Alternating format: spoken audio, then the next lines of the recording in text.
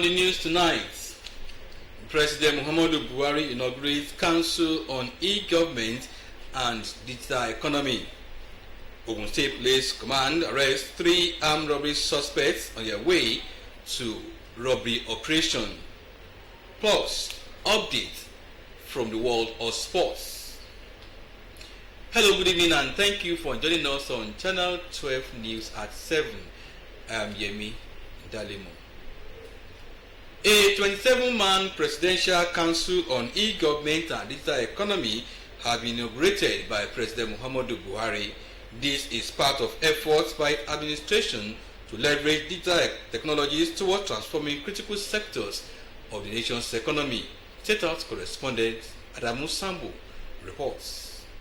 The Presidential Council on E-Government and Digital Economy, comprising 6 governors representing the geopolitical zones of the country, 5 members of the Federal Executive Council and other critical stakeholders, is to be chaired on behalf of the President by the Minister of Communications and Digital Economy, Professor Isa Ali Ibrahim Pantemi. And this is part of our plan in order to ensure that by 2030, Nigeria achieves paperless governance. The council, President Buhari said, is put in place to provide the oversight that will bring about a veritable structure for accelerating the unprecedented achievements recorded so far in Nigeria's digital economy and in the implementation of e-government in the country. The sector's 14.7% double-digit growth rate was instrumental in supporting our country to exit the recession triggered by the coronavirus pandemic. In addition to the great strides in the development of Nigeria's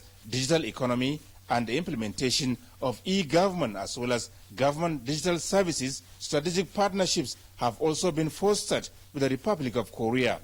As a result, several projects were launched, including the development of a national e-government master plan and the signing off of the second phase of the e-government projects towards achieving digital governance in Nigeria 2020 to 2026. High-level priority, President Buhari emphasized, is placed on the council by the federal government.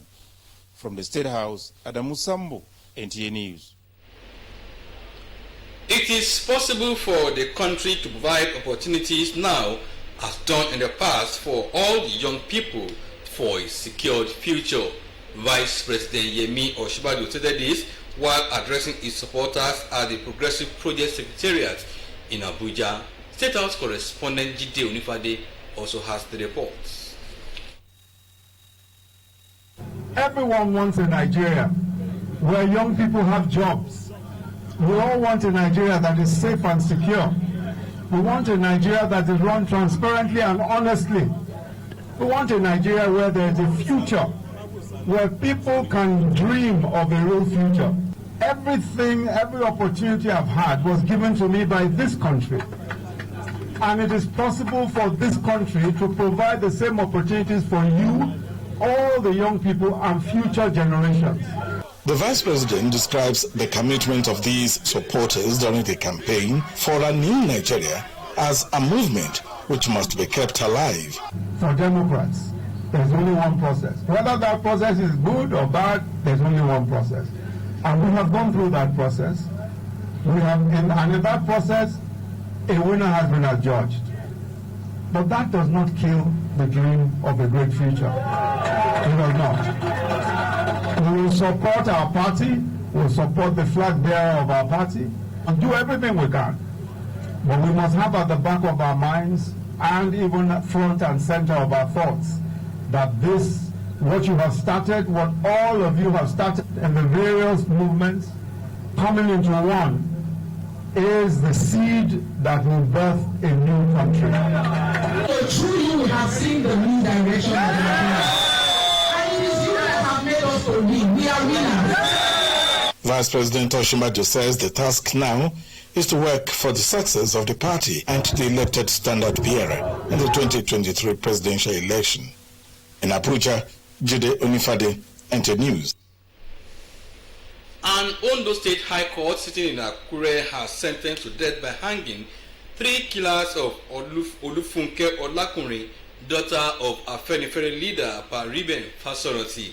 Kayode Olorundare reports that the trial judge, Justice Williams Olamide, discharged and acquitted the fourth accused, Awala Abubakar, who is the public relations officer of Miyetti Allah. Delivering judgment on 9-count charge of murder case bordering on conspiracy to kidnap, robbery, armed robbery, aiding and abetting, the trial judge, Justice Williams Olamide, sentenced 3 of the accused persons to death by hanging. Reacting to the judgment, Ondo State Attorney General and Commissioner for Justice, Charles Titiloye, who is also the lead prosecuting counsel, hailed the judgment, affirming that the judiciary remains the hope of the masses. There was a thorough investigation that spanned through 3 states of the Federation, Edo State, Lagos State, because they were brought to Ondo State, where finally they confessed to the offense of this murder, kidnapping, and armed robbery.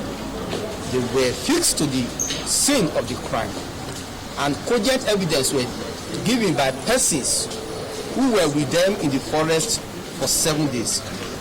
And he identified them not only before the police, he also identified them before the court. These 3 defendants were the person who were responsible for sporadic shooting that led to the death of Mrs. Olakun. Counsel to the defendants, however, said they will study the judgment to know the next line of action. We are going to study the judgment of the court from the A facts to the grave of it in determining whether perhaps there could be a ground for appeal. Late Olufunke Olakunri was killed on July 12, 2019 along Ore-Shagamu Highway while traveling to Lagos from Akure.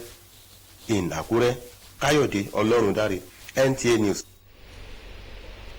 The All Progressive Congress Presidential Support Committee is engaging stakeholders to ensure optimum performance in next year's general elections. The emergence of APC presidential candidate Bola Ahmed Tinubu, the group says, will make their work easy.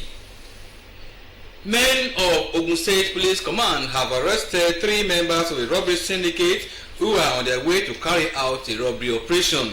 In a statement by the police public relations officer Abimbola Oyemi, the suspects Ibiyemi Wasiri, aka Fellow, Alabi Ojubele, and Obe Lekon were arrested at Orita area of Ilaro during the joint routine patrol carried out by men of Ilaro Area Command and Ilaro Divisional Headquarters. The suspects, who were on a Bajaj motorcycle with the face number plate, jumped down from the motorcycle when they sighted the policemen and ran in different directions. They were hotly purchased by the policemen and were all arrested. On interrogation, they all confessed that they were going for robbery operation before they were arrested by the policemen. The Commissioner of Police has, in the meantime, ordered the immediate transfer of the suspect to the State Criminal Investigation and Intelligence Department for discreet investigations. You are still watching Channel 12 News at 7. The news will continue shortly after the break. Stay with us.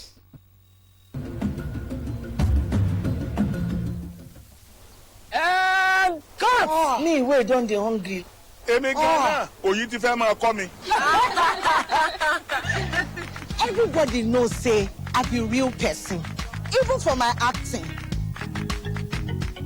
Now original. Enjoy my people. As now they see me so, I know they joke with anything where they bring rich flavor, total nutrition, and great taste. Like my Checkers custard make 3-in-1, the Totorica, Danda, and rich custard. Can someone get these 2 out of my set now? Good thing good, I beg. I no go lie. This na custard. Checkers. Na custard be that. Welcome back. Banks reward saving accounts with 1.28% as experts urge stakeholders to practice sustainable insurance. Details in our business news segments. The gap between the savings and lending rates in the banking sector widened by 25.33% in March, according to figures obtained from the Central Bank of Nigeria. Latest figures obtained from CBN on money market indicators revealed that savings deposit rate was 1.28% in March, while the maximum lending rate was 26.61%. It showed that in February, the savings rate was 1.28%, while lending rate was 26.61%. According to the figures, the savings rate stood at 1.25% in January, while lending rate was 30.73%. Insurance experts have urged stakeholders in the industry to practice sustainable insurance, saying that this is the future of the risk business. The experts spoke at the maiden edition of the Chartered Insurance Institute of Nigeria's program tagged Insurance Industry Pali. And lastly, operators in the oil and gas sector as well as other stakeholders are uncomfortable with the continued rise in the amount spent in subsidizing premium motor spirits, popularly called petrol, as it jumped to 947.51 billion between January and April 2022. That's it. Up next is entertainment news with Oluwaseyi Adeleye.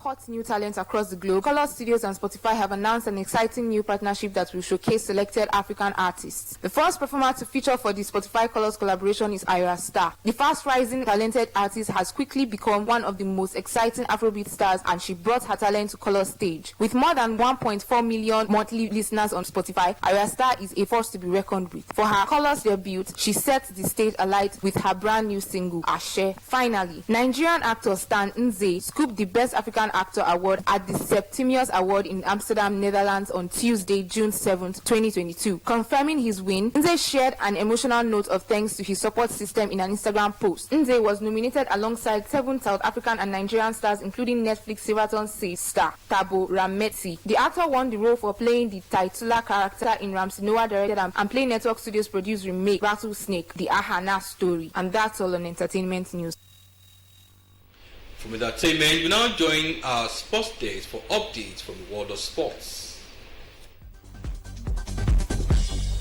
30 cyclists, comprising male and female in 4 categories, are looking to be selected at the end of a 4-day national trial for the African Track Championship, scheduled to hold at the Velodrome of the Moshood Abiola National Stadium from July 14 to 17. A lot of talents were discovered, most especially in the junior. And if we continue and with more competition in track and road, I think Nigeria will be a name in African cycling. In the meantime, ahead of the second Super Eagles game of the 2023 African Cup of Nations qualifiers against Sao Tome and Principe, sports analysts have called on the team to continue working hard to be a better side, adding that the Super Eagles should not underestimate any country as there are no underdogs in football. I want to see a Super Eagles team that will be more comfortable against Sao Tome and give us a convincing win, something that the Super Eagles fans can hold on to. We'll be looking forward to seeing Super Eagles once again scoring more than 2, 3, 4 goals to be able to climb to the top of the table. Super Eagles of Nigeria on Thursday won their opening Group A game against the Lone Stars of Sierra Leone and are looking to make a second win as they go against Sao Tome, who lost their first game to Guinea-Bissau 5-1. Tunisia enjoyed a 2-0 win over Chile, but Ghana were thrashed 4-1 by host Japan in the Kirin Cup friendly tournament on Friday. All 4 sides are using the event to prepare for the World Cup, which kicks off in Qatar in November. The results mean that Tunisia will play Japan in the final, while Ghana take on Chile in the third-place playoff game, with both matches being played on Tuesday. With the sports update, Cynthia Ogun, NTA News. And it's on that note that we wrap up the news for this hour. We thank you for watching. Good night.